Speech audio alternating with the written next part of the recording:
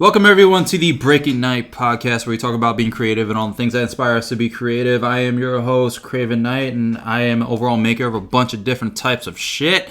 And with me, as always, is the man, co-host. Tell these people who you are. I am the man with a master plan, the man who cohort and runs Amber Lance Studios. I am Sean Iredale. Welcome to the party, ladies and gentlemen. We're here to bring it the way we know how to bring it.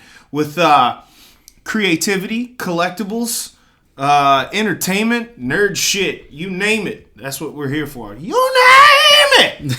You know what I'm saying? Like tis the season, man. Tis the season where that song is gonna be on loop for Thanksgiving. So hold on to your butts, because I think we should have a podcast that just talks about what we ate.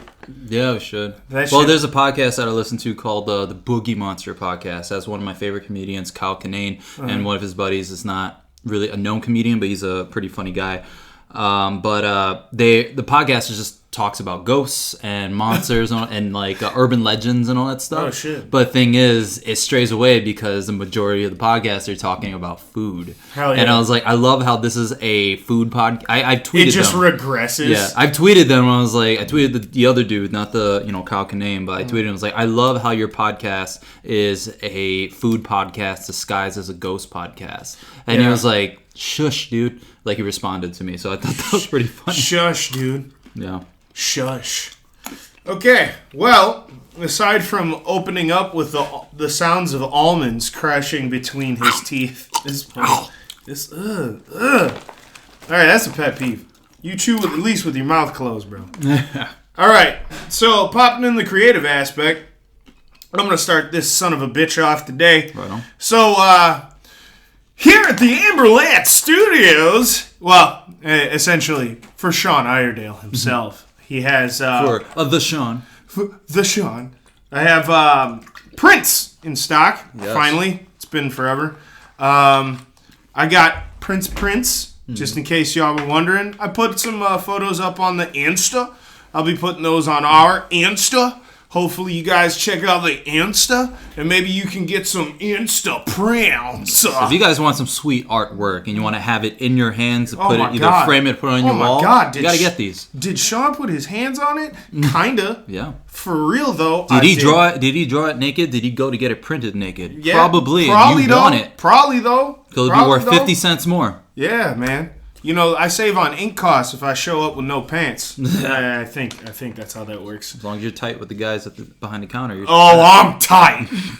I almost got him to spit take on the laptop. Also, in progression, I'm sure you guys have seen that I've been posting little snippets of my mystery movie poster that I'm working on. Remember, ladies and gents, October 29th, which is a Sunday, 2017, at the Parkway Theater, in conjunction with the Psychotronic Film Festival, or the Film Society, we are having a mystery movie night. So you guys get all the clues when you see what I post up on the mystery movie poster print that I will have exclusively available at this event. So get your wallets out, and hopefully you guys can support a local brother and a local company. Remember, you can also drink in this theater, so if you guys wanted to be pieces of shit, you can go ahead and do that. That's cool. I'm about that life. The last time I was at this theater, I saw RoboCop. In 33mm. It was fantastic. There was a band called Murphy that was or Murph. It was amazing.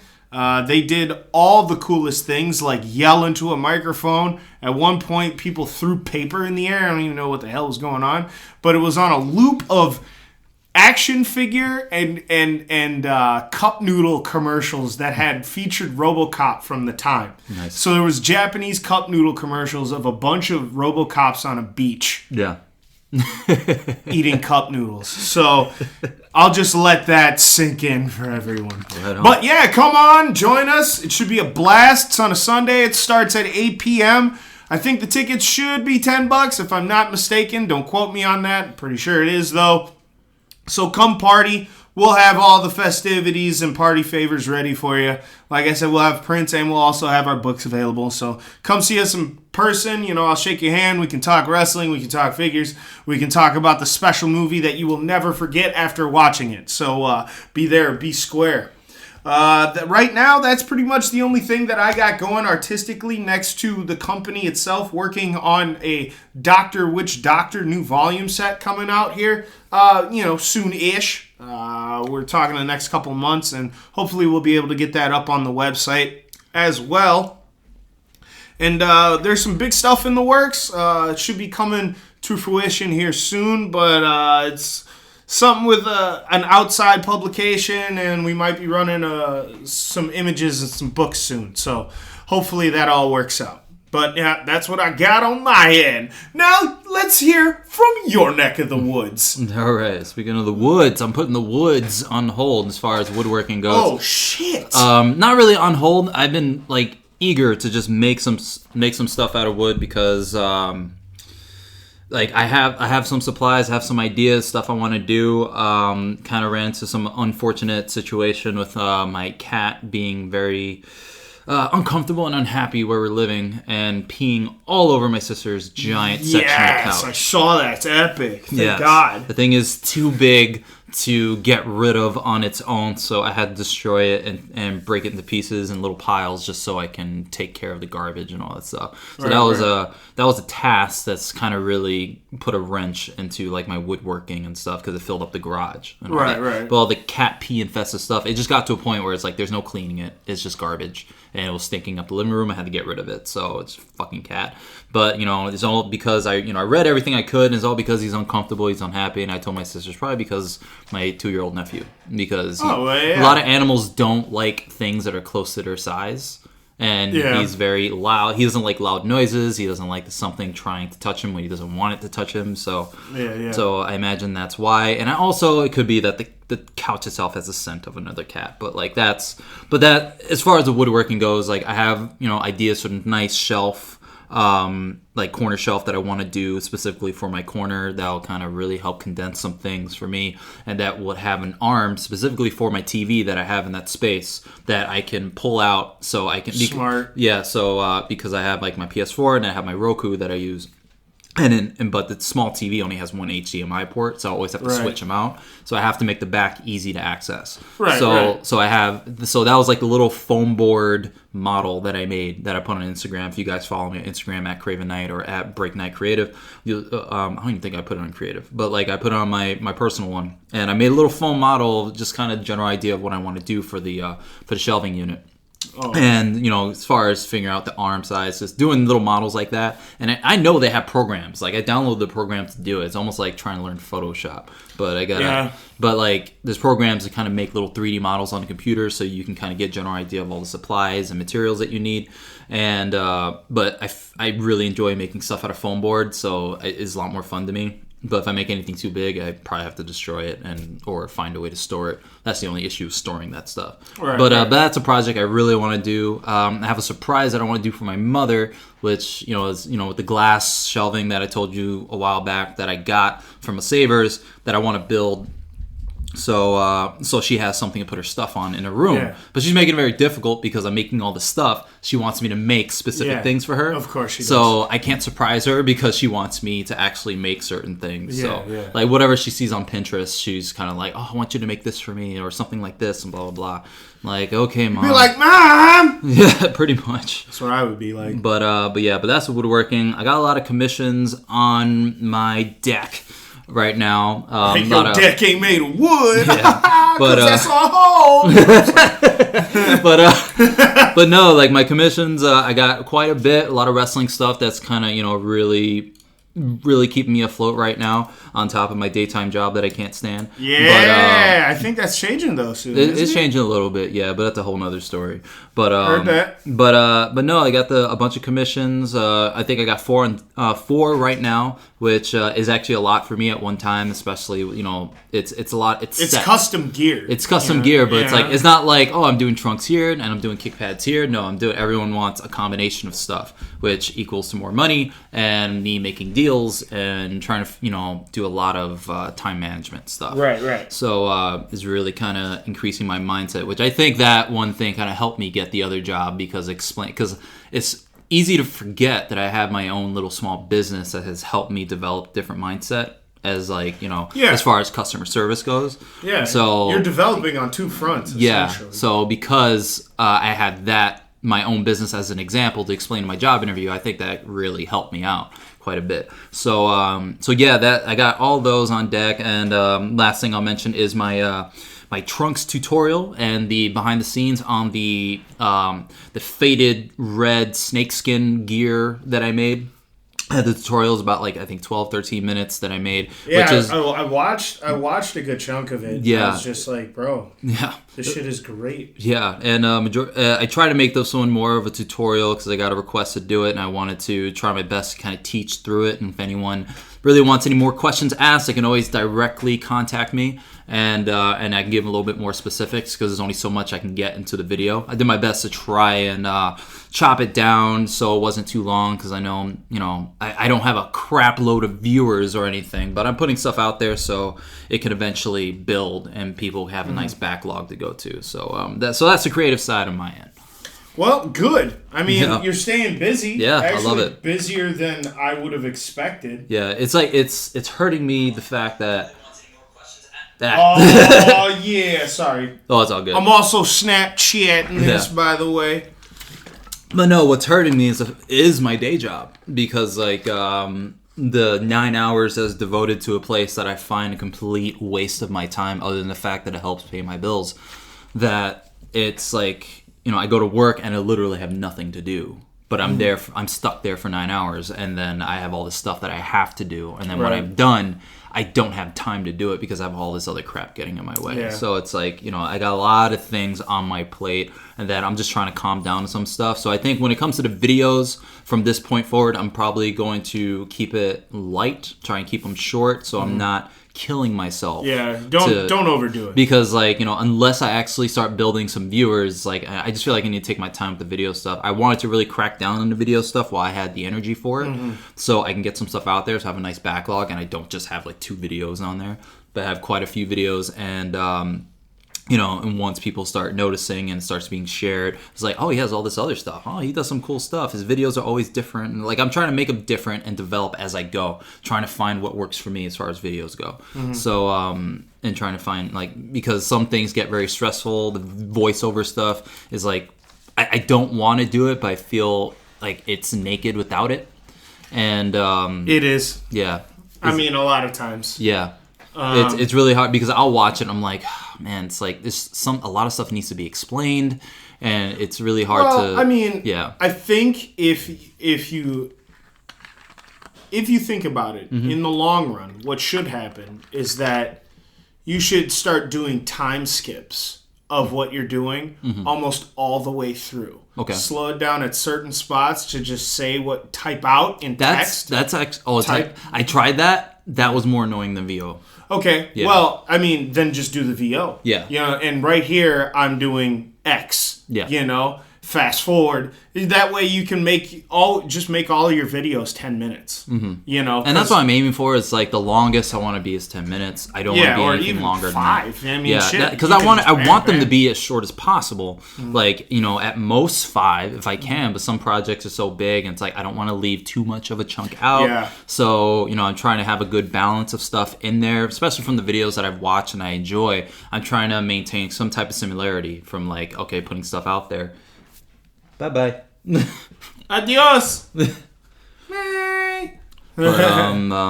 no, trying to maintain a balance of what I enjoy and what's easier for me, and trying to understand that I don't have 1 million subscribers. So if I had 1 million subscribers, then I feel I should put more weight on my shoulders. But but trying to put the same amount of effort that these guys that do have 1 million or 5 million subscribers as a person that only has about 6. Yeah. It's why break my back when I'm doing all this other stuff? It's okay. Shout out to all 6 of y'all. Yeah. Love. Much love. Much love. Yeah. I'm doing my Diddy face right now. But that's just me just trying so hard to get attention on the stuff that we're doing.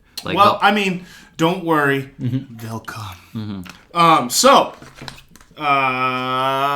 Entertainment!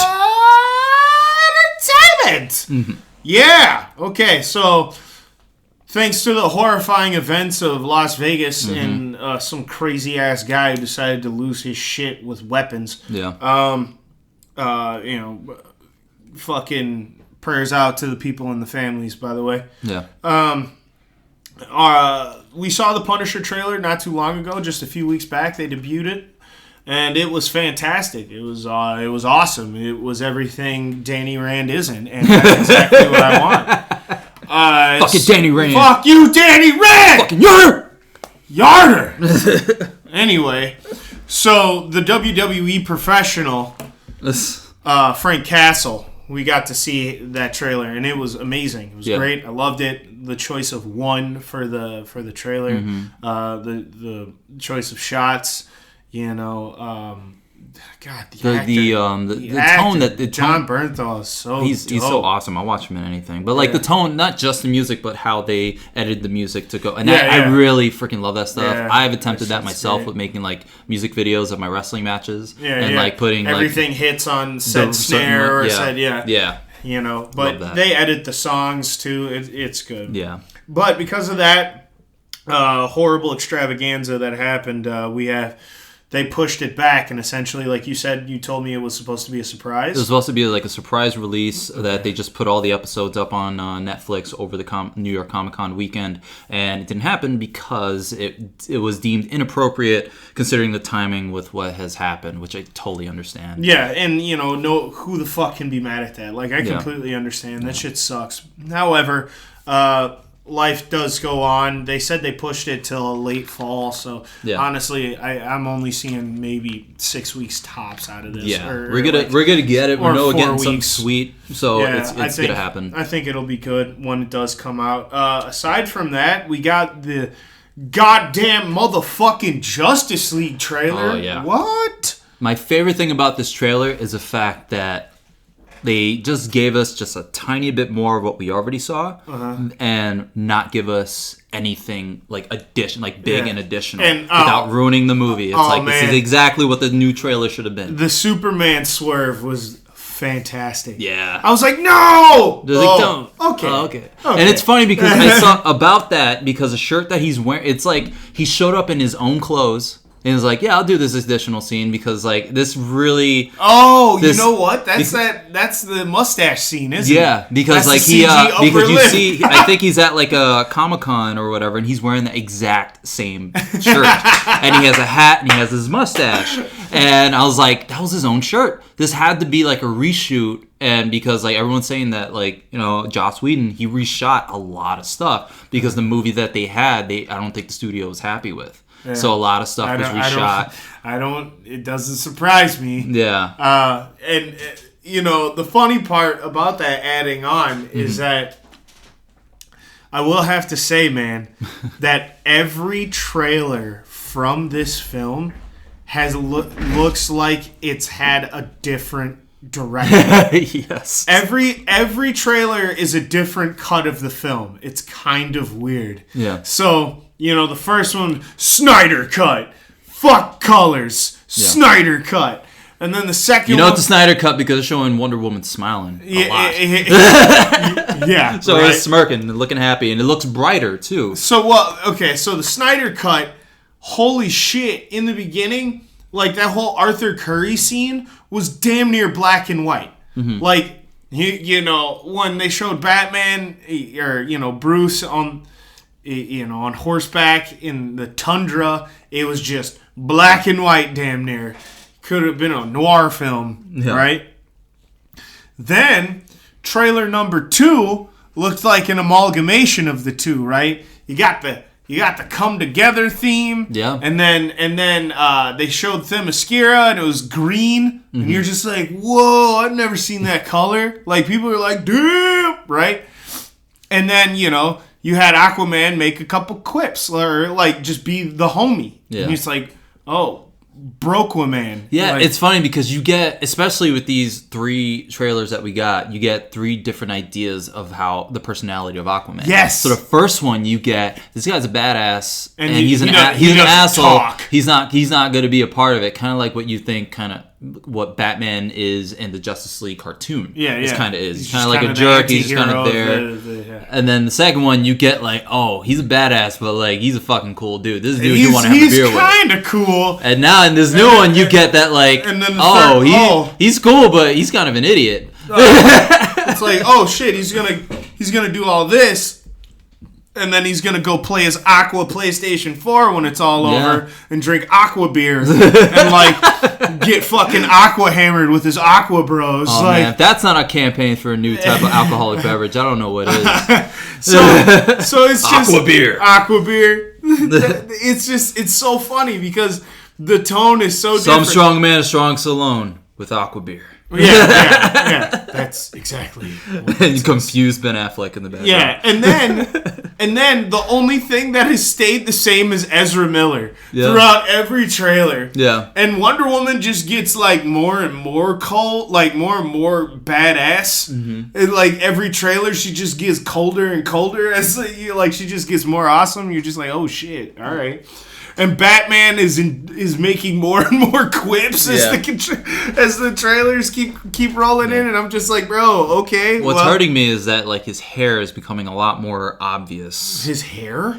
Well, because the hair is not real.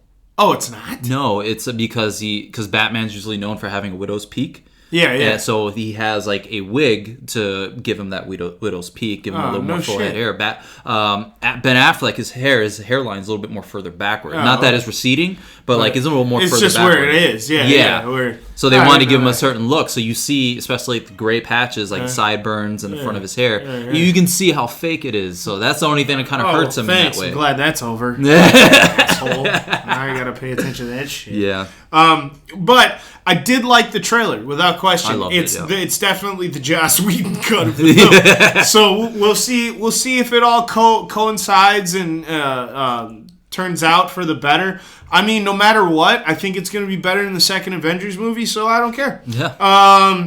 Next up, we got that goddamn Star Wars trailer. Okay, so the crazy and then the crazy part about this trailer to me though is how this trailer makes me more excited for the film because it, though there are similarities between it and Empire, I still feel like this movie is gonna hold its own ground. Yeah, as opposed to I feel Force like Awakens. that's what Episode 7 did. Like, no matter what, you're gonna get people complaining because people want the same, but then they want different. And when someone tries to go in the middle, or when someone tries to give them the same shit, tries to give them something different, everyone complains. Yeah, it doesn't matter what you do. But I mean, it was so much the same in the first movie that I think the most complaints were all pretty relative to the same thing. It was that it was just it's this movie again. So it's fine.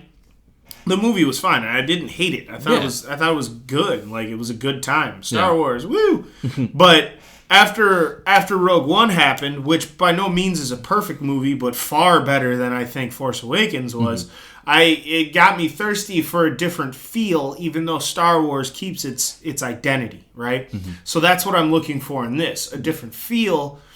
Or, a different feel, but I want the identity the same. Yeah. Because essentially, you want to, you don't want to go through the same thing over and over again. So I'm excited for it.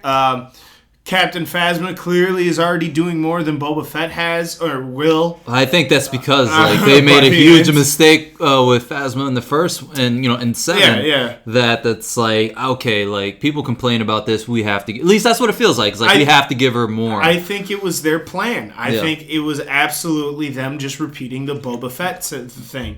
Get the coolest, most different looking character. Give them give it the least amount of screen time possible. Give them a part and then write them off. That because essentially to redeem themselves later. Essentially, that's what crushed the collectible market was Boba Fett. The toy came out first, and everybody was like, "Who the fuck is that? He's got a rocket on his back." Yeah. Like, you know, I remember fighting. I remember fighting Boba Fett in Shadows of the Empire, and that was fucking a difficult ass fight. Yeah. And you would have because never he flew with that fucking thing. And you would have never guessed that because he was swallowed by a giant alien butthole. So Yeah. I mean, fuck. But now, I mean, Phasma is clearly getting a fight. Yeah. Woo! Yeah. And it looks awesome. So, you know, the cinematography looks really good. They're juking you with, you know, the origins of Rey, essentially, what the Jedi is, what it might be, what it was, you know, and then Kylo's place and everything, and then Snoke, you know, it's awesome. Yeah, what really caught my eye is that unique bandage style where it looks like he was filled with like some type of like mechanical thing just to cover up his scar. So like obviously something happens where that expands and all that. Who knows? I mean, maybe that's what he got put on with right away. They were like, put this athletic tape on. And he's like, okay, and then they do. Because the thing that I saw, and I think it was Mr. Sunday Movies, they were talking about how, because they saw behind the scenes of I saw that. Yeah, of him. He's supposed to be fighting two other people, so it could be some type of falling out with the I believe the First Order. Yeah. And I think that's pretty evident by the trailer. Yeah. Is that's what's going to happen. You know, the extended hand to what you think is Rey, finding your place in this. The emotion he has before he either does or doesn't pull the trigger on his mother. Yeah. You know, shit like that. Like this seems more of the Kylo movie than it does the Rey movie. Yeah. You know, at least that's what it feels like. So either way, I'm going to be really excited because I think it's waning more on the struggle that he's dealing with as opposed to hers. Yeah. So I think we're going to see some type of sweet-ass heel turn, hopefully. Yeah. I really want Rey to be the evil one, and I want Kay Wilo to be the cool one. Just to kind of flip around. Yeah, just because I want a super juke. I think that'd be great. Yeah. Moving on, the Pacific Rim trailer. I'll let you mark out. Yeah, I really liked it because I wasn't really expecting much from it, but and then I looked to see, I was like, does Guillermo del Toro have anything to do with this? And he doesn't, and because the first one was his. Yeah, and I didn't know that either. Yeah. The first one was his. It was his brainchild, and I really liked the first one. Did you ever see the first one? I did, and it was a lot of cool stuff. Yeah, it was very cool. It was a romping time of colors and action and a plot I could do without. Nah, but that didn't matter. That's usually the thing that hurts a movie like this is the plot itself, and because it's mostly visuals. It tried too hard, I think. Yeah. Which makes it like, yeah, if I feel like it, I'll watch this movie again. It's not one I feel like, oh yeah, I really want to watch Pacific Rim today. Yeah. But you know, its heart was there. Fuck, man. Like it was a sweet movie. I dig it. And this one is just like, okay, we're gonna give you more. Pretty much, we're gonna give you Mobile Suit Gundam. And the best version of that we can in real life, that without calling it Mobile Suit Gundam. That's at least what it feels like. Yeah, essentially. Which is like, this is all right with me. Just seeing the different machine, the different freaking, you know, the mechs and just the cinematography behind it. It's like it came off very Power Rangers to me. So like the little kid in me is like, this is fucking sweet. And I think the trailer was so well done, made this movie look 10 times better than if it was edited a totally different way, because like I feel the trailer, like the music behind it, the editing, and the tone that they went for in the trailer, like I think it's a very sweet trailer for a movie that may not be the best, but I think in the end I'm still gonna see it, and I still may enjoy it because like they have this giant monster that's even bigger that the freaking four mechs have to fight, and it's like, this is very Power Rangers, and I'm behind it. I dig it. As far as the actors in it, I'm just kind of like, I don't really care about the actors in it, so I'm really just kind of relying on the action as far as me enjoying this movie, is what it feels like. So I mean, that's what they're aiming for anyway. That movie is that movie's biggest aim is to sell toys and rape your eyes. Hopefully, if they're smart, they should do a Transformers reboot with if this movie is successful, the whoever did this. Yeah. You know? Actually show you stuff. Yeah. And not give you like a GoPro on the shoulder of a freaking Megatron. Yeah. I don't even want to talk about it. And then piles of junk. Can we get rid of that design? God damn it. Like, don't get me wrong. There are some cool designs hidden under that junk. Yeah. But that is so much junk. So much shit to render, and you don't have to. Yeah. It's like, dude has gears turning in his, like, eye socket. I'm just like, bro, like, not necessary. Like, it spent I forgot, like, what cockamamie amount of time it was to render one of them. Yeah. But it's just like, you don't have to. Yeah, but whatever. Yeah. But fuck that. Anyway, I'm going to jump to, I saw Blade Runner, the new Blade Runner. Yes. 2049. And I must say, ladies and gentlemen, I think this one is better than the original. Now, of the correct cut of Blade Runner, anyway, of the original. I heard there's 2 cuts. There's one. There's like 3, I think. Is there? Okay. Because Yeah. I heard that there's one with Harrison Ford, like voiceover. Yeah, the narration, and narration. it's really bad. Is it? It's really bad. Don't fuck with the narration. Yeah. But, the first one was groundbreaking in the sense that there was a lot of stuff that no other movie did, and the special effects looked great. And, it essentially jump-started a genre known as cyberpunk. And, also included in noir. Now, nowadays, when you try to watch the film, though I still enjoy it, you'll probably fall asleep if you watch it after 10 o'clock. It's just everything about that movie is heavy noir, like dark, grimy street. Like, it's just, even the fucking music makes you want to sleep. This new one is long. It's like 3 hours. Yeah. But the cinematography and like the composition of these shots was so good that I was invested. And the music is like really jarring at times and then subtle. They brought Hans Zimmer and another gentleman onto this project to take over for the original sound designer. So it felt like the original, but there were lots of like swells and like loud parts when you were just like, typical Hans Zimmer shit. When a scene gets tense, you can hear it in the sound. So it's pretty crazy. The acting is stellar, too. I was very, very impressed. Also, check out the shorts, the animated one especially. I keep meaning to watch them, and because I keep hearing about them. I was like, I need to check them out, and then I just forget about them. Yeah, when you got a chance, definitely check them out, and then that'll gauge whether or not you actually want to see the film or not. Because, knowing you, I'm not sure if it's your cup of tea, but it's so well done. Usually it's like shit. Yeah, usually those type of futuristic types of movies aren't usually my cup of tea. Aren't ones that like end up enjoying. Like I want to, but like they end up just not being like that great. Yeah. So but I'm very curious about it just because all the sources that I enjoy have been raving about this movie. Have been saying how good it is, even though it's almost 3 hours long, it doesn't feel like it's really long because it's really interesting. It really gets you in. Denis Villeneuve, I think, is the director. He did Arrival, which was amazing. Sicario, which was amazing. I haven't seen Prisoners, but I heard it's amazing. But either way, I really liked his type of direction and director style. So I really liked it. I thought it was fucking sweet. Nice. So just I definitely say check it out if you guys haven't seen it.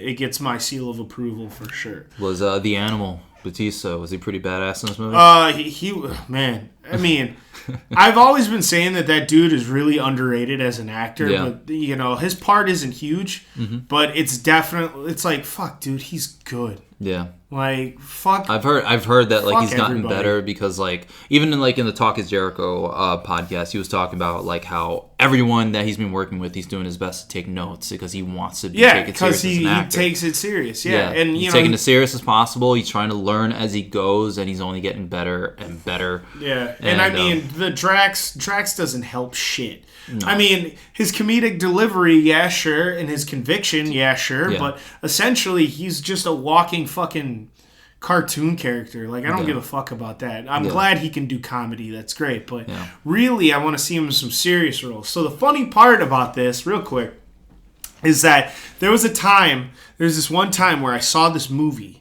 I forgot what the fucking movie was called, but I think it had Rob Van Dam. Yes, I saw this movie. You know I went out of my way to watch this movie. And this movie is fucking retarded, right? Yes, or ridiculous. Oops, sorry. Fucking appropriation. What's hilarious about this movie to me is the fact that it has Batista on the cover. Batista's on the cover with like 2 Uzis. But he's not the fucking main actor in the movie. Not the main character. Yeah. And the guns he holds he's way too big for at the time. Yeah. But the funny part is when he's like talking serious shit in that movie, it's good. I was like, dude, why are you like the only actor in this fucking movie? Like, it has viscera in it too. Oh yeah, it sure did. Yeah, I forgot. R.I.P. Big V, I think. Yeah. Oh shit, man, that's ruthless. Yeah, that's right. Big Daddy V. Damn. Knock on glass. Wow. Okay, I'm glad we both saw that. Yeah, I forgot. I did forget what it was called too, but I remember actually it was like, oh, okay, he was like Batista. Batista movie, and it's like, oh, it's Rob Van Dam throughout the entire fucking thing. And this is weird because, oh my God, was Rob Van Dam bad too? Yeah. Woo! Man, I have trouble believing him as like an everyday regular guy dad. I was like cracking up. Yeah. And then that ponytail flopping, him doing all them flips. Yeah. Anyway, moving on. Drangon Ball Super, yes. I stopped watching, I think, at episode 75 or 76. Okay. And then I decided to just plop in and watch the last episode that just happened. That's kind of what I did a few weeks ago. I just kind of was like, I want to watch these in order, but like it'll take me forever with the way that I watch anime that is dubbed, because I subscribe to Crunchyroll, so I'm just be able to go back and watch it because I just want to keep up with everything. So I just went back. I just went straight to like the latest episode. Right. Having really no context of what's going on, right?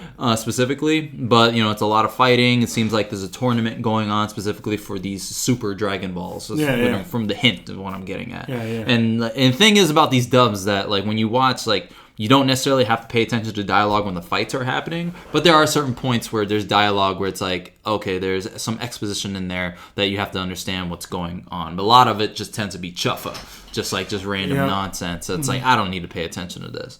But yeah, this last couple episodes, because it was like a 2-episode thing that's released in one night. I think. And it was all about Goku ascending again, like to a new form.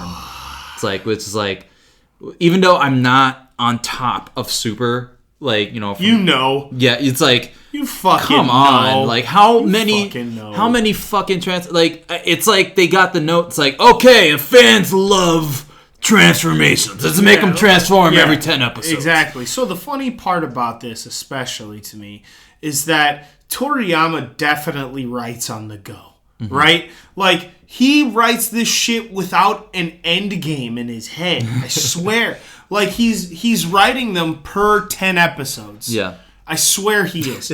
Because the writing is, I'm sorry everyone, shit. We all know that Dragon Ball's not on par for its storytelling. Like, fuck you. There are cool parts in it. Yeah. And some of the cockamamie shit gets us to some parts that are awesome.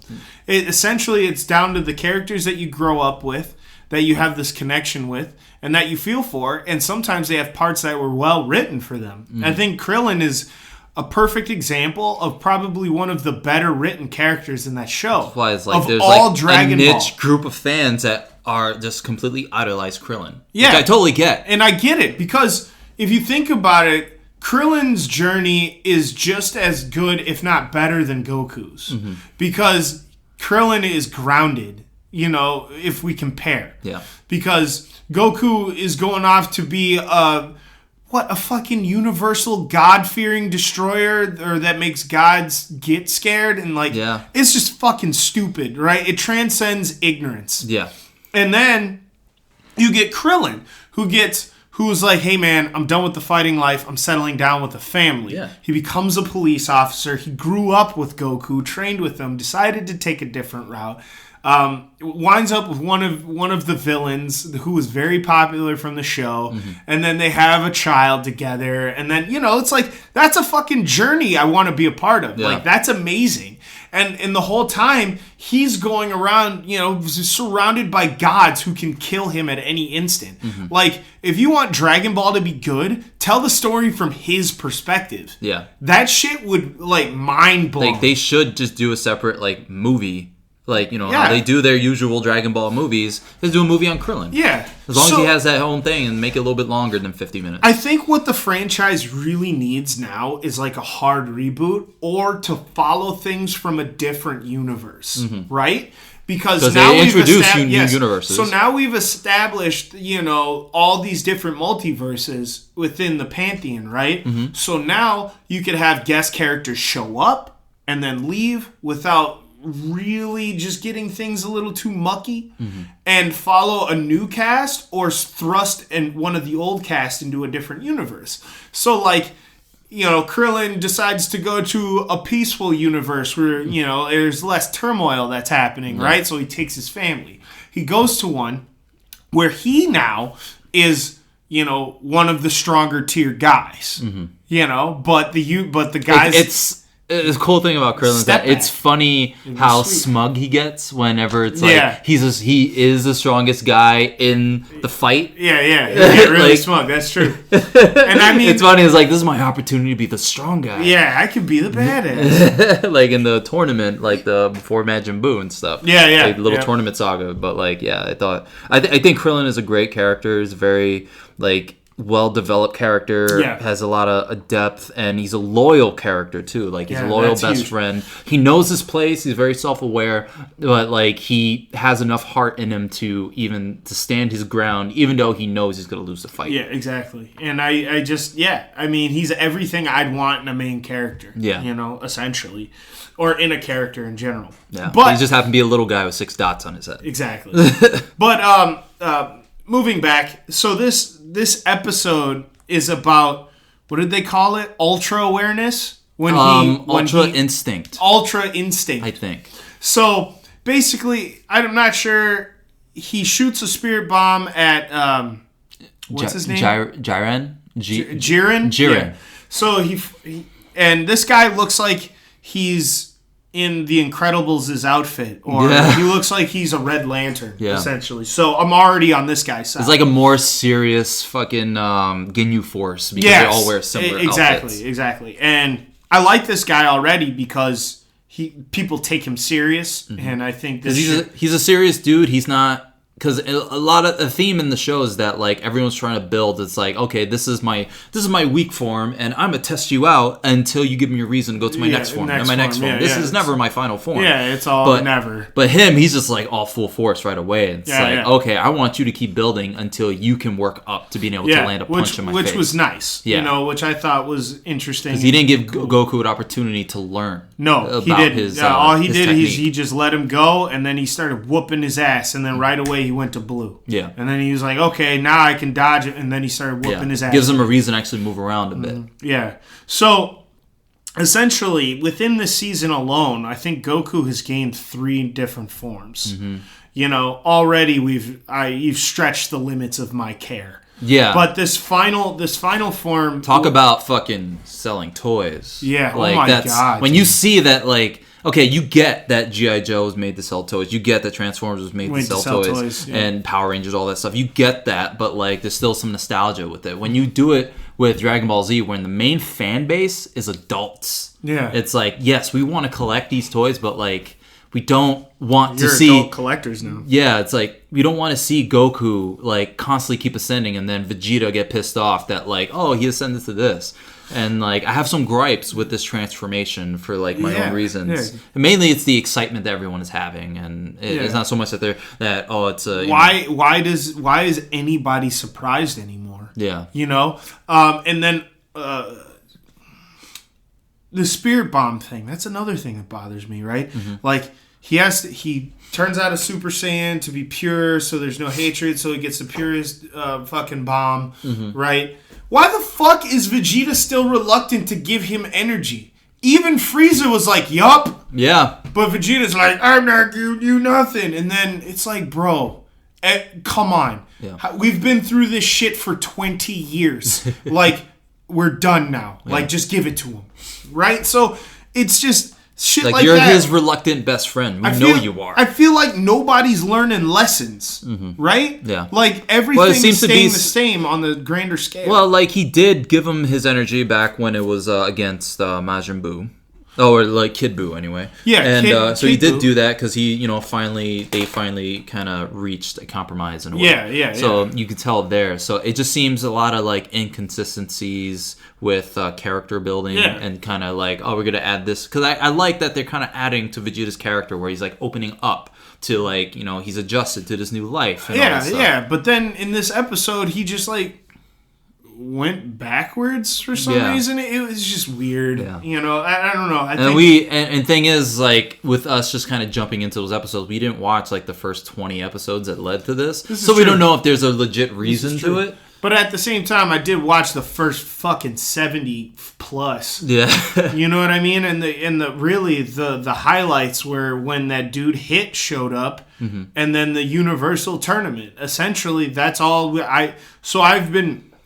We saw the resurrection of F because it was episodic, and then we saw the first one, with the Battle of the Gods, which was episodic, because those are factored into the show. Yeah, it's just that essentially the show gets off on a bad base to me because Beerus alone is like gives me a headache. You have a guy who's all powerful, and then the only reason he's not doing it is because he enjoys your food. Like I don't know. Yeah. It's just he's an odd character, and he it's weird. It's interesting to watch how careless he is, or at least how just kind of blasé he is. Yeah. When stuff is going on, he's just kind of hanging back, and it's like, I'm still stronger than everybody, so I don't care. Yeah. And now I'm watching these episodes. I'm kind of jumping back and forth from the Black series to this series, and seeing how like he's like the usual like face that everyone's having when they're freaked out. I just think that the formula is a little too similar, and I'm pretty tired of it. So now I'm just like, if somebody posts full fight between Goku and Yada, I'm gonna watch it now because I'm like, well, this is clearly all I care about. Yeah. So, but the fight between Goku and Jiren was awesome. Was very fucking awesome. It was fucking cool. It's cool that like they are making the fighting when the fighting happens, it's fucking good. Yeah, exactly. Which is pretty sweet. It's not punk ass shit. It's fun to watch because that's what you need. You got to make it fun to watch. The plot is just kind of like no matter how hard they try with the plot's just kind of like meh because it's just. Because they throw so much stuff that doesn't matter in there, just dialogue wise. Especially if you're gonna sit there, if you're gonna sit there and just like watch and read the dialogue, especially for if you don't speak Japanese and you have to watch and read the dialogue, you want it to be shit that's really expositional that matters. See, what I don't understand also is that I don't know why they don't just take cues from the new era of anime, where this new generation that puts out raw quality and gives you half the episodes. Yeah. Because fuck it. I don't care how much time that you have in between. I mean, sure, you can speed up with production with more people, then you can make it work.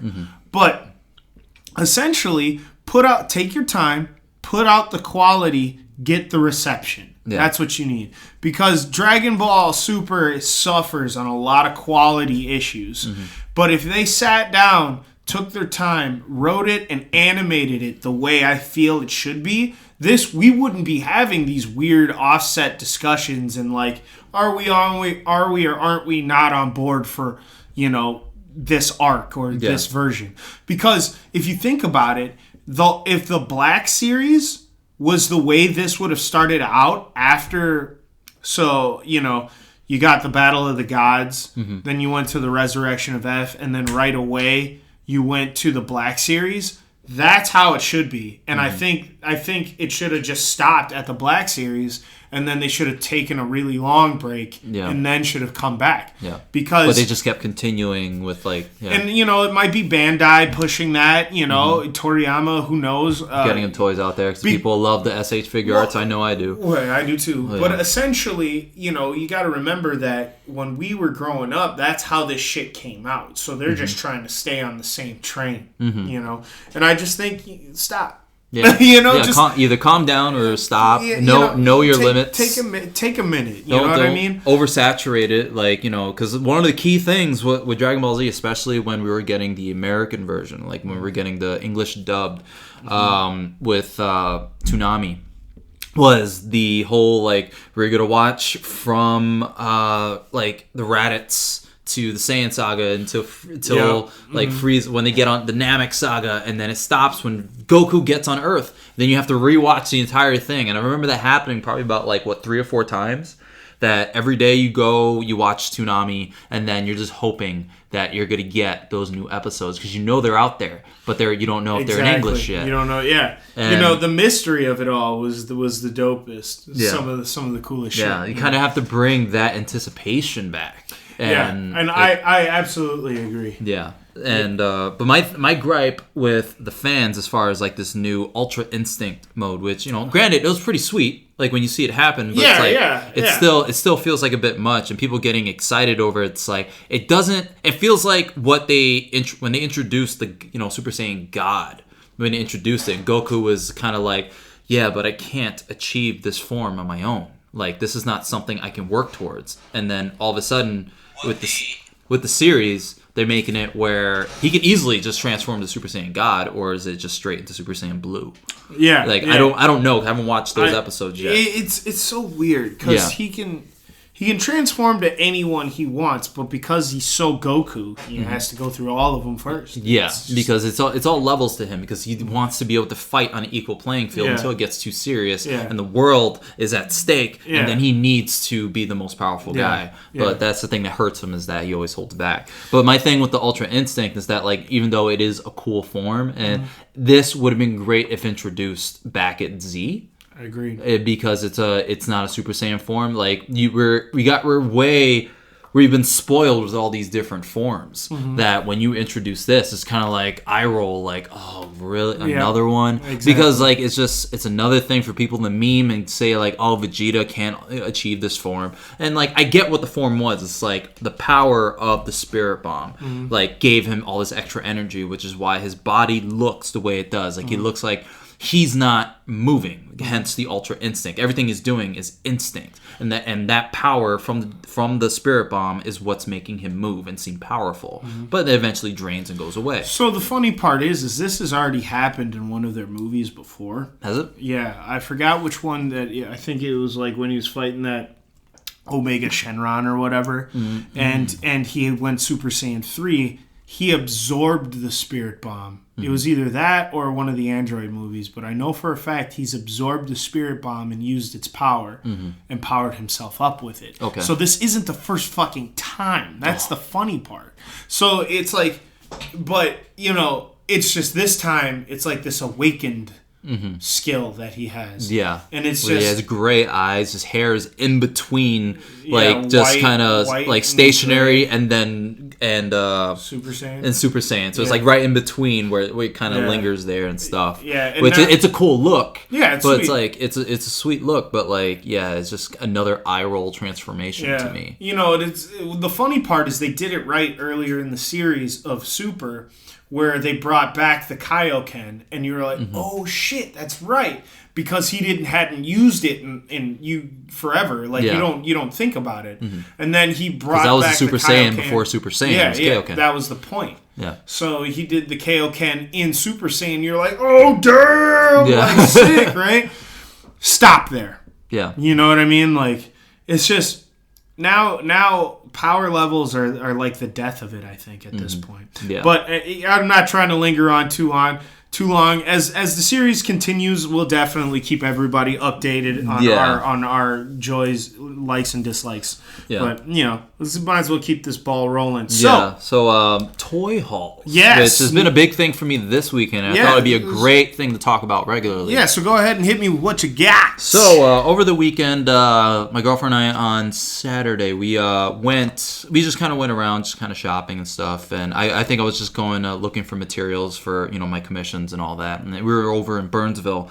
And we were going through Burnsville because we were going to go to Apple Valley to do a different Joann Fabrics so I can get some material. Right. Then we were in and it made us go through Burnsville from where we were in Burnsville Savage or whatever. But we were driving past the Burnsville Center where the Toys R Us is and all that stuff. And I was there and I was like, you know what? Let's go to fucking Toys R Us. And I was already past the Toys R Us. And I was like, fuck it, I'm going to try and make a U-turn somewhere. And it's I couldn't make a U-turn. So it felt like I've spent 15 minutes just to try and turn around because it's a very difficult area to try and turn around. But we got to the Toys R Us and we go and we just kind of looking around and, some stuff is on clearance and all that stuff with the whole bankruptcy thing going on, which I don't know how much that's really taken effect or anything. But I think they're done after the holiday. Really? Yep, I think they're closing up after Black Friday and the like. If I'm not mistaken, I think the stores will close. So let the fucking hunt begin. Yeah, you know what I mean. Which is crazy. It was just crazy to me because it's like that. And you heard the thing my girlfriend mentioned kids writing letters to Toys R Us and all that stuff. It's kids can write their letters all they want. It's their parents that spend the money. It's not gonna. It's once you kids get a job at 5 years old, start doing some child labor and spend that money on their toys. There's no way that place is staying up afloat because niche stores do not stay afloat anymore. No. Not with stores like Walmart and Target. Well, it's weird because if you're a niche comic shop in the right spot, you can stay up. Yeah. No problem. Yeah. But it's really difficult to just open one and make it work. Yeah, because it really depends. Cause I think that's where Barnes & Noble is really made a great transition into carrying collectibles, almost being the comic book store that I don't think of because it's known as just a bookstore. But they have comics, they have graphic novels, they always get the new comics. Probably not as much as a regular comic book store as a Source Comics. It's why GameStop has done it. It's why, you know what I mean? Yeah. Just it's all a matter of your inventory, location, and especially advertising. It tends to be more word of mouth with Barnes and Noble and shit with the collectibles that they have. But it's very easy for me to forget what they have. I'm just I'll buy a Barnes and Noble. Oh yeah, they carry SH Figure Arts sometimes. Let me go see what they have. Whether it's overpriced or not, or whether they have a deal or whatever, it's a totally different story. But over the weekend we went to the Toys R Us and I was looking around and I saw that they had the.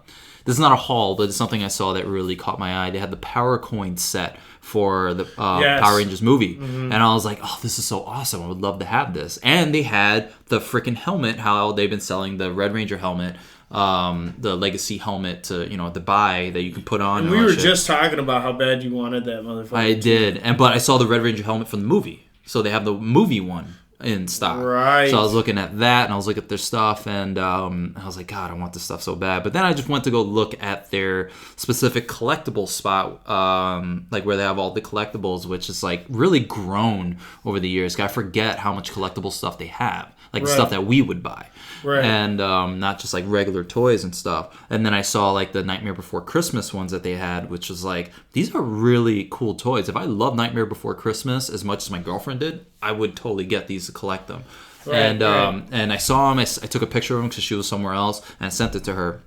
And she was like, oh my God, where are those? And I showed her. She's like, oh my God. She was on the floor, sitting on the floor, looking at them. That's a awesome. Little kid. And I was like, you want them? Mission accomplished. And I was like, do you want those? And it's like, yeah, I want these so bad. I was like, hold on to them. We'll get them and stuff. I was in that mode and it was like, you know what? I did pretty okay this week. I'm going to buy some fucking toys. I'm going to spoil myself. So I was like, but I'm not going to just spoil myself. I don't feel right unless I spoil my girlfriend too. And it's we're on our 7-year anniversary as of yesterday. So I was this is a perfect opportunity to say that's your gift. Those are right there. That's your actually your physical gift right there. Right. And just take it. You'll love it. Yeah. And but yeah, I got those for her, and then I saw. I as much as I went through the area 3 times, I didn't really spot anything. But then I saw the SH Figure Arts Super Saiyan Vegeta. Get some. And I saw it, and I was like, do I want to? Should I? It's like, you know what? Fuck it. I'm gonna stop, get it. And they had stop questioning. Yeah, I was like, I questioned like physically getting this stuff too much. That fuck it. I'm just gonna get it. Like I don't care. Get it. And then I saw the SH Figure Arts, or at least, the SH Figure Arts, like Batman from Dark Knight. And I was like, I've wanted this. This is a really awesome looking figure. I've wanted this for a while. That one just came out, right? Like, did it just come out? I thought it's been around for a while. There's a new version that came out, and I don't remember if it was the Figure Arts or the Mafex. Okay, yeah. It's not the Mafex, but like, yeah, because it has a wire cape too, which is like, this is exactly how I did the other wire cape too. I think that's the new one. Yeah, which I have an awesome way that I want to display it. I just need to get some time to actually make the setup for it, but like right now, just have him set up, just shooting his explosive gun or whatever. But it's an awesome It's like the most perfect 6-inch representation of a Christian Bale Batman. It's really awesome. Good. I remember looking at the photos for it. I was trying to pull that up, but I remember seeing it, and I was just like, dude. Yes. So I got that, and then I saw the Marvel Legends Daredevil from the show, and I was like, yeah. I gotta get it. I gotta get it. This is a really sweet figure. Get him. And I said, I spent all that time talking on one of the previous casts. I was like, bro, these are really good. Like, I was like, these look just like them. Like a lot of Marvel Legends, like aesthetics wise, they get my attention, but it's like I'm not willing to spend the money on it. But I was like in such a mood to just buy shit that I was like, fuck Joanne Fabrics, I'm gonna buy these toys for myself. Proud of and you. I just order stuff online.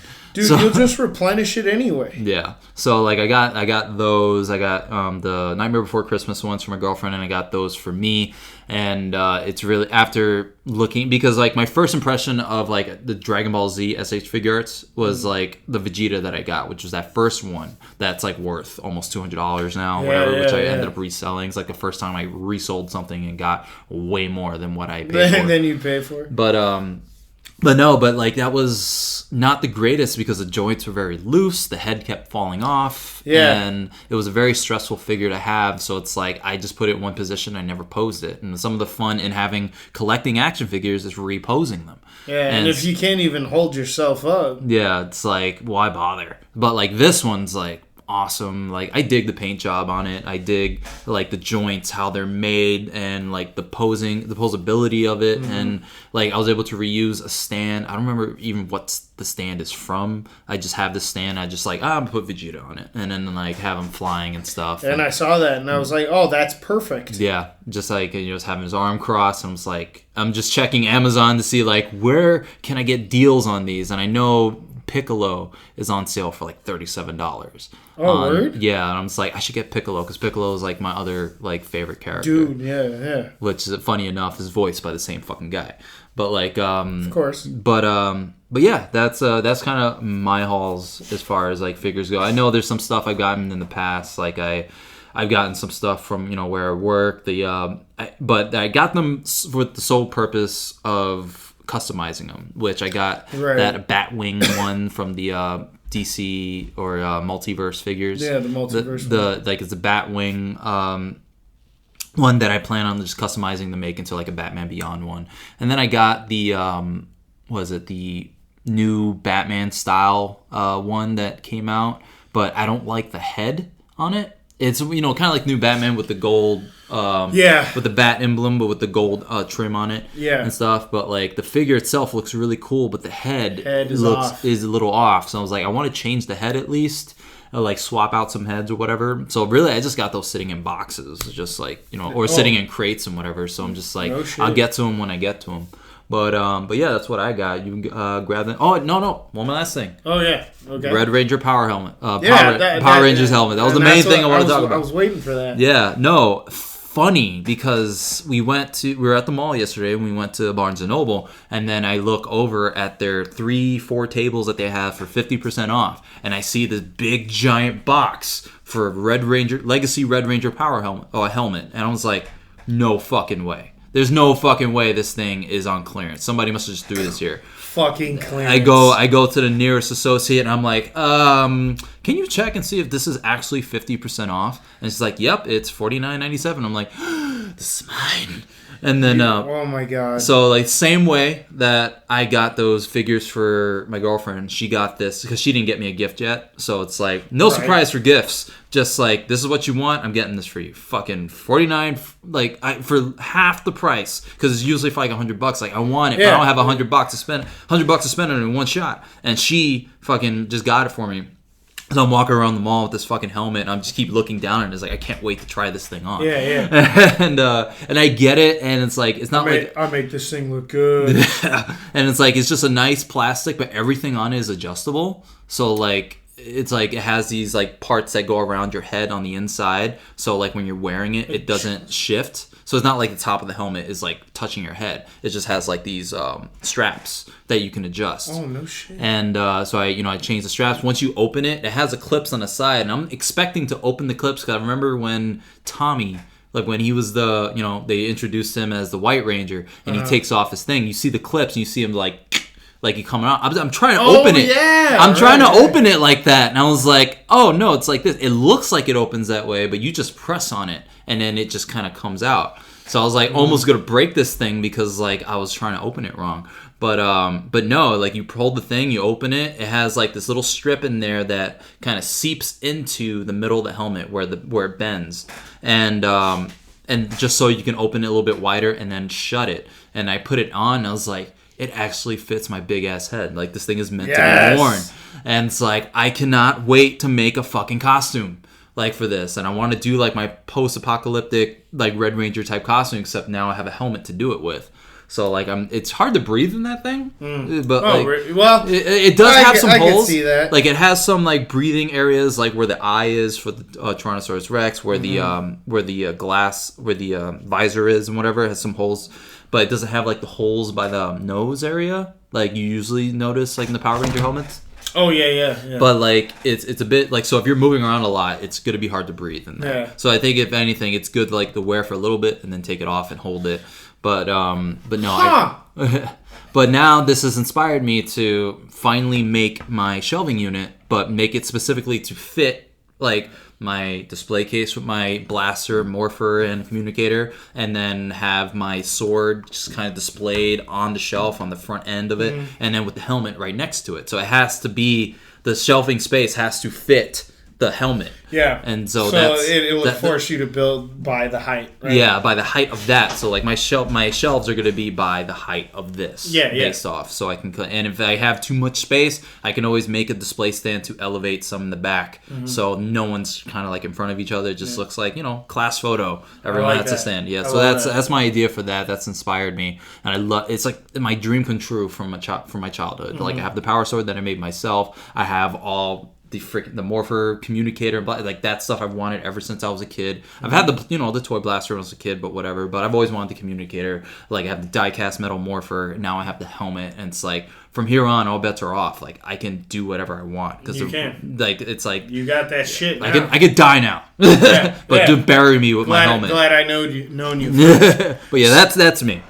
So as far as hauls go, I just came from the collectible shop not too long ago and scored the Injustice Gods Among Us statue that was just like this plastic statue, like a PVC statue, pre-painted, that I think came with the pre-order of the game, and I'd never seen it before until I walked into Cedar Cliff, and then I saw it.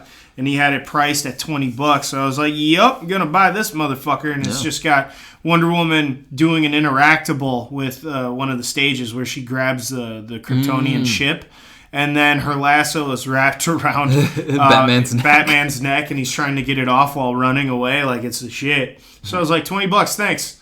So as far as hauls go, that's pretty much it. We got our Secret Santa thing coming up here soon, so we're trying not to get ourselves special things. That way we don't fuck everything up. Yeah, that's what your group does. Your Secret Santa every year. You guys buy yourself the stuff that you normally would, or you buy each other the stuff you normally would buy yourself. So it makes it very tough. And we try to buy each other premium shit, which is why we did it, because that way we don't have to spend hundreds of dollars on everybody when we could just be like, you know what, we'll consolidate it and get our Secret Santa a good one, like a solid one that they wouldn't get normally. Because that way it's extra special. Yeah. My girl did have a nice little pickup. She got the Final Fantasy 12 Fran, and she also got Final Fantasy 12 the Zodiac Age. So she's got her displayed next to the steel case of the game. I see some crazy glue there or something. No, that happened. Oh no, that was all. That was what the fuck did I glue? I did glue something lately. Yeah. I think it was one of the spikes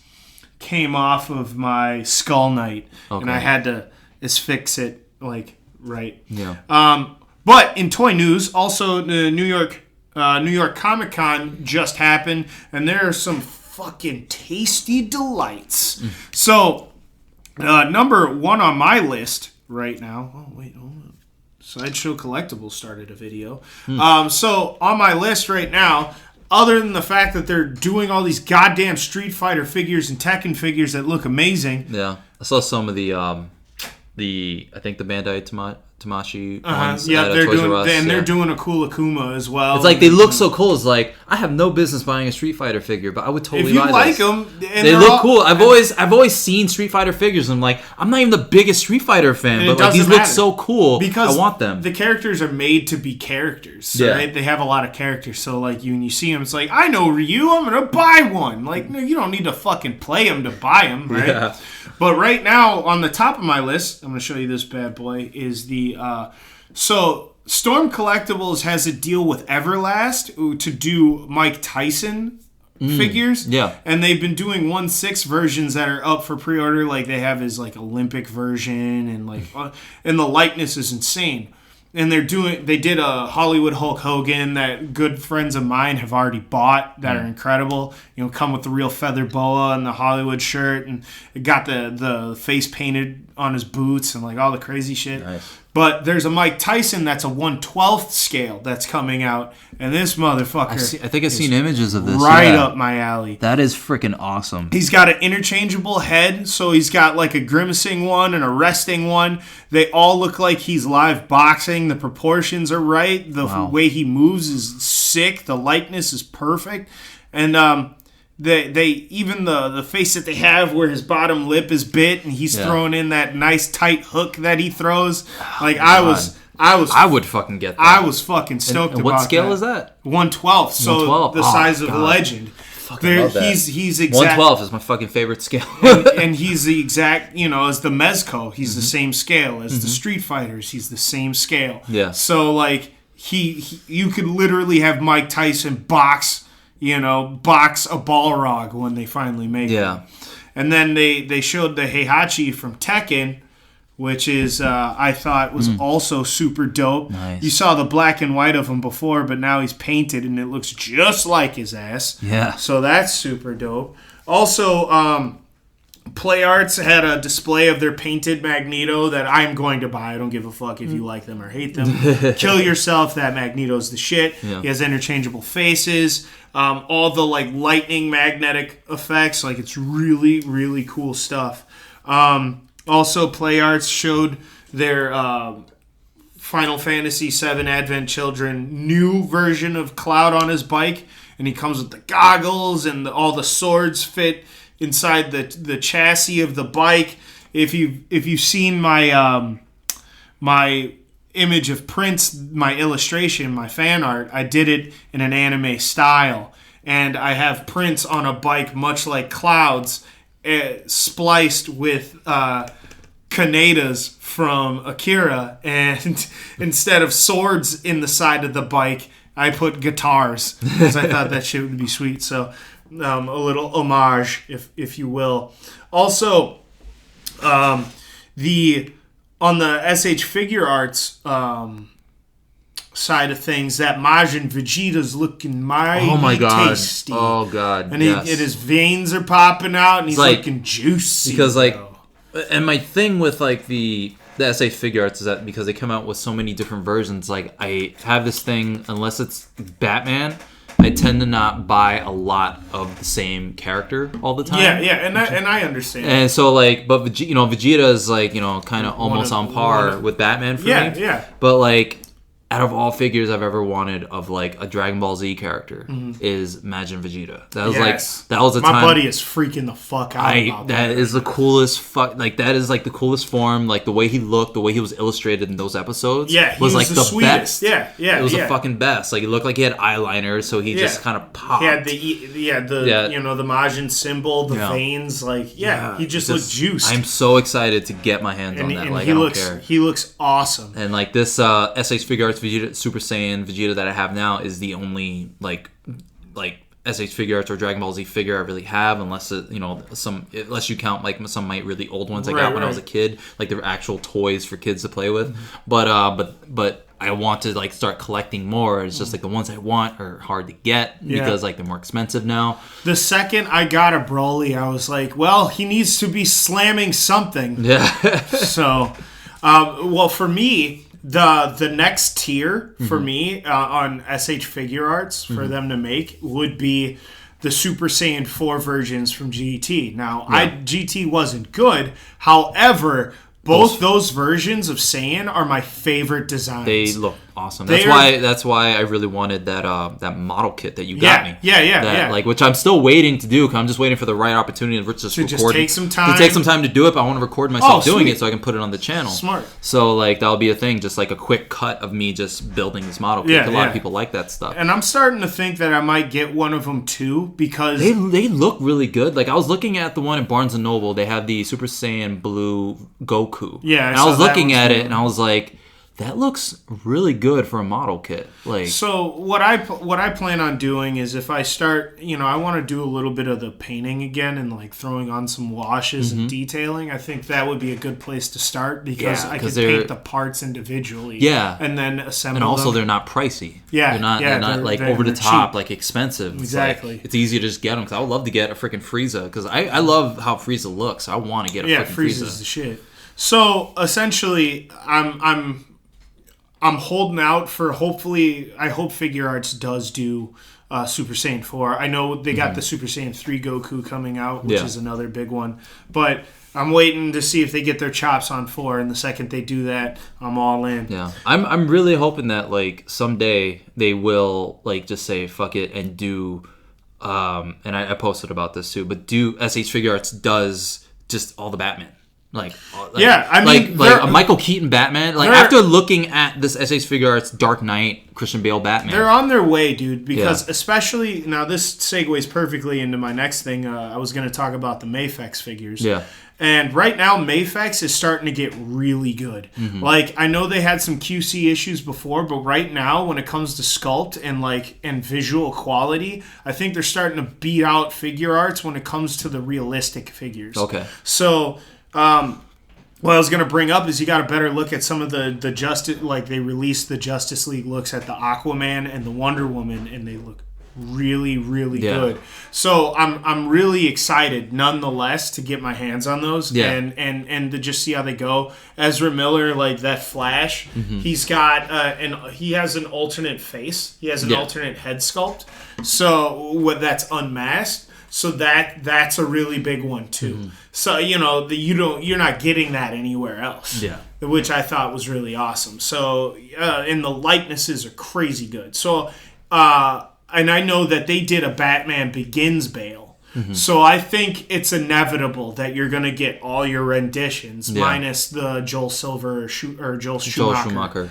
Which I think will still be pretty cool. But, don't never say never because Obscure is starting to happen. Yeah. I mean, because just imagine, okay, like granted, Batman and Robin wasn't the greatest movie, but getting those figures of them in the third act of the movie... Like figure, looking the silver, having those as action figures, I fucking love that. Yeah, I thought that would be cool too. Yeah. I mean, essentially, that market is still there. I mean, nostalgia alone can really drive it. Yeah. So, like whether people love it or not, like I remember being a kid and loving Chris O'Donnell as Robin. Just the idea of just seeing Robin on screen. Sweet. Just imagine having that as an SH Figure Arts or a Mafex figure. Yeah, I think it would go awesome. Really far.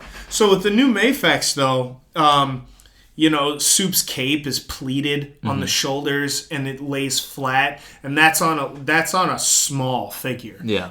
This is SH Figure Art style, right? So that's a tiny figure, and they got it down. The likeness is down. They have him with a grimace. His neck doesn't look too small. The suit looks natural. Like, I think, all of the Superman versions of these figures have been really missing the mark. Yeah. But this is the first one I've seen that I was like, that one. Yeah. You did it.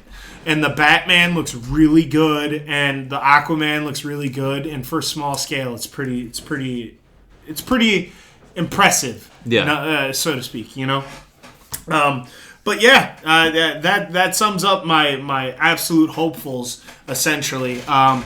I do still have my Arkham Knight Hot Toy Batman on pre-order. So Yeah. I don't know if you're gonna do. That's probably gonna be my first unboxing video, by the way. Yeah. So everybody knows. So I plan to the first podcast that we do. After he comes out, Yeah. I want to film video of. Okay. So it'll be like we'll record while you. Yeah. Okay. I'm gonna do. That gotta be a hard thing to have lingering around until we record. Oh yeah, tell me about it. But either way, I'm really excited for that. So that's what I got coming up. Yeah.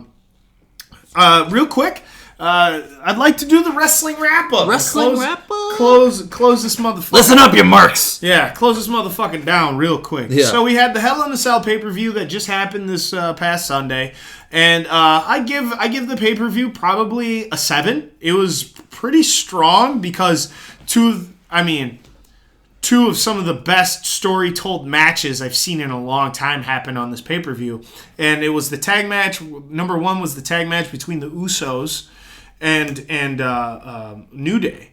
And it was incredible. Like, told a crazy story, did tons of innovating stuff, really cool moves. I don't know why Xavier Woods thought it'd be great to Passions of the Christ himself, but he just got caned to shit throughout most of this match. The story was told. It was aggressive. The execution was on point. Like, if you guys haven't seen that match, definitely check it out. It's up there for match of the year candidate, I think. Next up, Jinder and Shinsuke was fine. It was as good as I'd say a Jinder could put on for me personally. I'm not a big. I like Jinder. I like the character. I just think right now the way he's written is stupid. Vince can do better. I know he can. Yeah. And then let's see.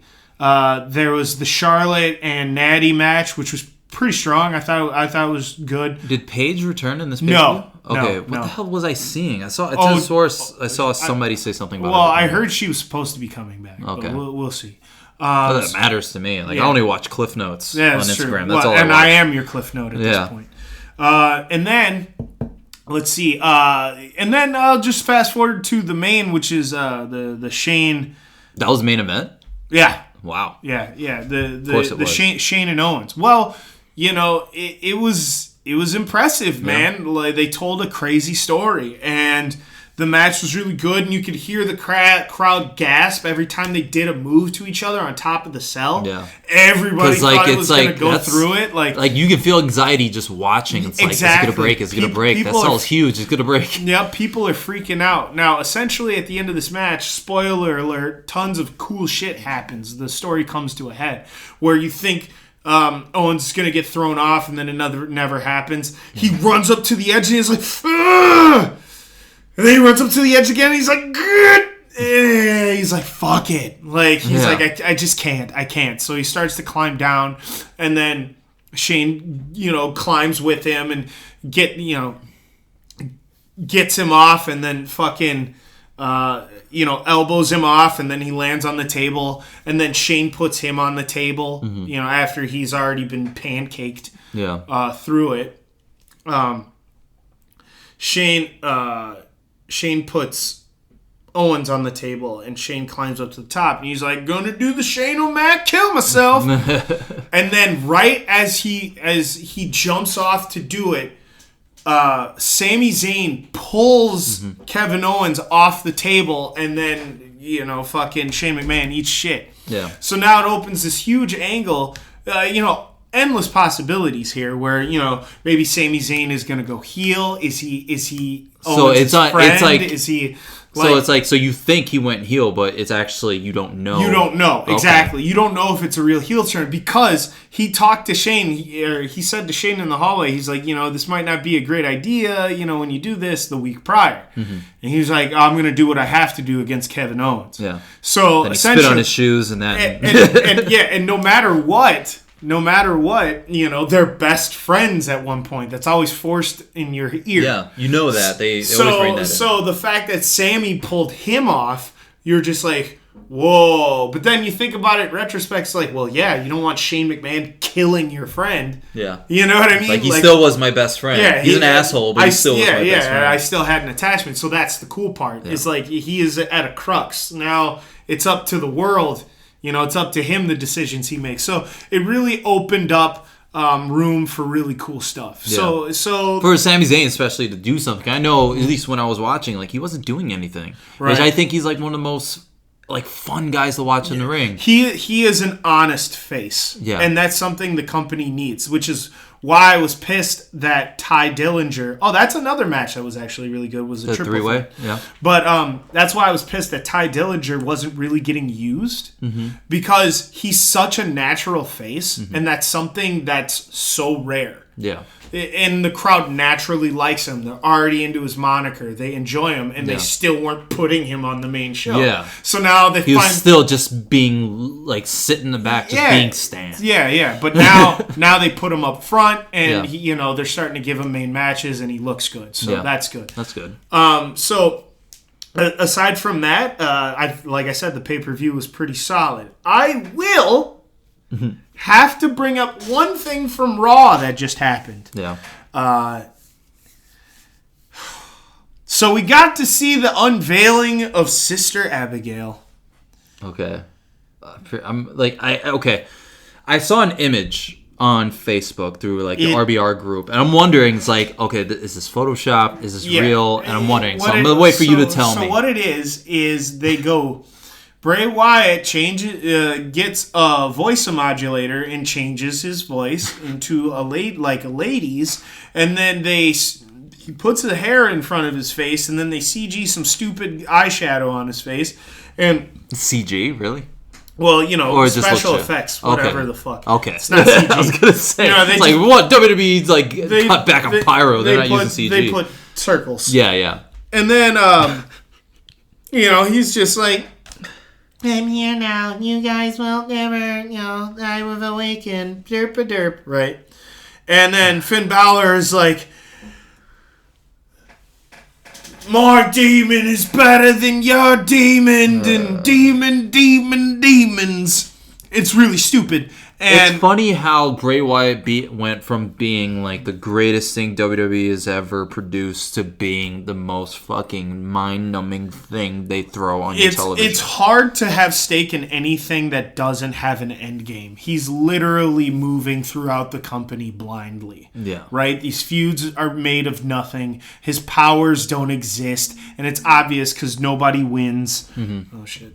But either way, it's just absolute horseshit. Yeah, and they really need to cut it out. Yeah. I saw at least the Shield reunion thing, and they got those T-shirts really fast. Yeah, it's almost like they had them made before they touched Knuckles. Yeah. But either way. I saw somebody mention that on they posted about it on the RBR thread, and I was like, you know what, this is no surprise to me, because the day Eddie Guerrero died, they were mass producing those EG armbands. Yeah, that's it's just so for them to just have a screen printer and T-shirt maker right in the back of their pocket, it's doesn't surprise me at all. It was like that. But I don't know, did Roman Reigns at least get cheered? I didn't watch it. I didn't watch my Cliff Notes. Yeah, they got together.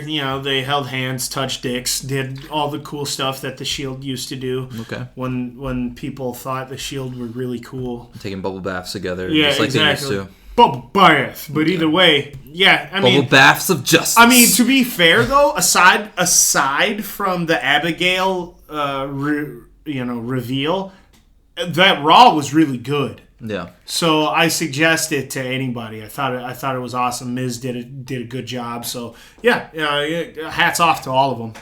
But yeah, I honestly, before this pay-per-view, I was really riding on the cusp of maybe I won't watch for a while. Yeah. Because I still love NXT. So essentially, I'll still watch NXT. And I like the specials a lot, like the WWE 24. Seems like there's... Yeah. And not enough reason for me to get rid of anything. Because I watched that shit on Hulu. So I watched the watered down Raws and SmackDowns. But essentially, I'm just like...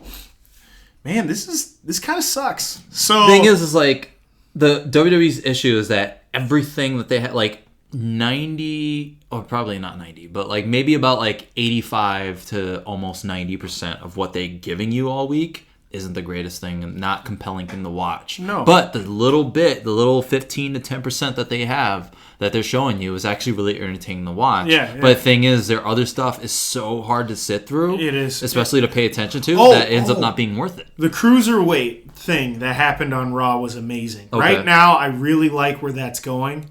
Because they're making Enzo heel, aren't they? Yeah, and it's great. Okay. It came to a head, essentially, on Raw, which really upset me. He lost the title. Oh, right. And he lost it to Kalisto because they signed Kalisto.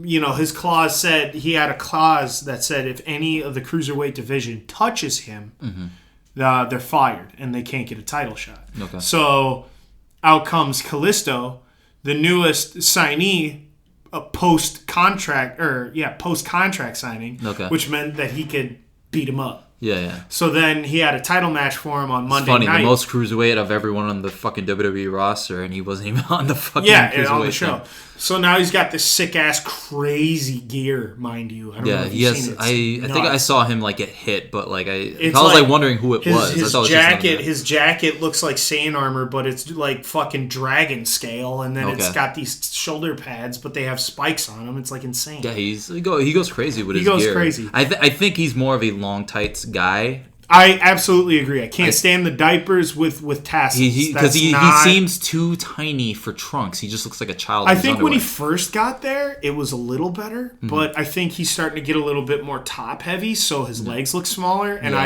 it doesn't work. Yeah, he seems kind of awkward. He needs tights, just like I think Jericho needs long tights too. But that's just me. Anyway, so it's like when you're short, especially like when you have short legs, like it's not flattering to your body to showcase like. When you get older, you lose mass by proxy. That's just how it works. Yeah. So if you're not proportionate, sure, you were fucking 15 years ago. Yeah. But as time moves on, it's time to wear either a different shirt or Rey Mysterio was a perfect example. He got it. Yeah. He understood. He's like, okay. I think he made a lot of his own stuff, so I think he had a different mind towards like how gear should look and on himself. Well, yeah, exactly. He knows how he looks, so he knows what would look good on him. Yeah, right. He's not delusional. Like he watches his own shit, where a lot of guys don't watch their own shit, so they don't have a different point of view of like how they look on camera. Exactly. So, well, that's it for us shitting all over other wrestlers for them to just contact me for commissions, probably. Yeah. Hey, look, man, he makes good gear. So we talk about Kalisto. He's probably going to contact me now. And fall down a rabbit hole and hear me talk shit about him. His gear is way too sick. Look, I put him over in this podcast. Okay, I think he's good. Look. If you're scared of being in a business where all we do is look at you and it's based on aesthetics, then you should probably get out of the fucking business. I'm going to talk about your proportions, right? We're visual people. That's what we do. He makes shit and I illustrate shit. Yeah. Essentially, if you wanted to go somewhere and get fucking jerked off, you can go to a different fan base. We're here to give you the raw, uncut bullshit. And that concludes the Break Knyte podcast this week. It was really fun to talk about all these topics. A lot of interesting stuff's been going on the last couple of weeks. But appreciate you guys listening. If you want to follow me and the stuff that I'm doing, it's at Break Knyte Creative and all the social medias, Instagram, Facebook, Twitter, all of that. I do have the YouTube channel as well, Break Knyte Creative, where you can see all the stuff, the projects that I've been working on. But now that I fixed some stuff with the podcast, the full podcast gets uploaded to YouTube anyway. Yes. So I don't have to do anything extra. Suck a dick! Unless I want to change the actual thumbnail and throw some others and tack on some other shit onto there, I don't really even need to touch it. It just goes right from Libsyn straight to, whenever I post it, goes straight to YouTube now. So if you like to listen to your podcast on YouTube and just have it streaming on there, if you have YouTube Red or whatever, then just feel free and do it that way. I fixed even the Google Play one where I realized after my website just kind of went away that the Google Play wasn't updating. It was stuck on 35, on episode 35, but I finally figured that out and fixed that, so now that's all fixed. I probably have to look into other apps, but for sure, Stitcher, Google Play, and iTunes. But you're listening to this anyway, so you have your own source. Yeah, but, suck it. But yeah, that's it. The YouTube, the podcast, my social medias, that's what I got. Sean, what do you got for these people? Go ahead and just type Amberland Studios into Google and then go to the fucking website that pops up first. And don't forget to visit us on Instagram at Amberland Studios. And don't forget to check us out on Facebook at Amberland Studios. And then Twitter at The Amber Lancer. So I know I tried to keep it level and then shit fell apart. But either way, just go ahead and follow us. Like I said, everything is linked below for easy access in the full description or even on YouTube. Yes, it's all linked there for easy access. Go check it all out. Yes, check us all out. And like I said, stay tuned. Come see me and Lewis because I'm just gonna make him show up. I mean, Craven. He's gonna hit Lewis is fine. On my business card, I put both names anyway. Oh, nice. So. But I'm going to make sure he shows up, and then you can talk to us, touch our cocks. You can go ahead and see us, hug us. Well, don't touch his. His girl will be there. Oh, don't touch mine. My girl will be there. If you're a guy, she'll probably let you. Actually, if you're a girl, she'll bite your head off. No, you know what? Don't worry about it. Just touch our cocks anyway. We'll figure it out in the aftermath. Either way, come see us. We got fucking shit available. Come see our shit. You can buy our shit. We can even commission you some shit if you're serious about some shit. Yep. So that's the shit. Enjoy the shit. This is the shit-ass show. Enjoy. Peace, love, and chicken grease. We're out. Shit!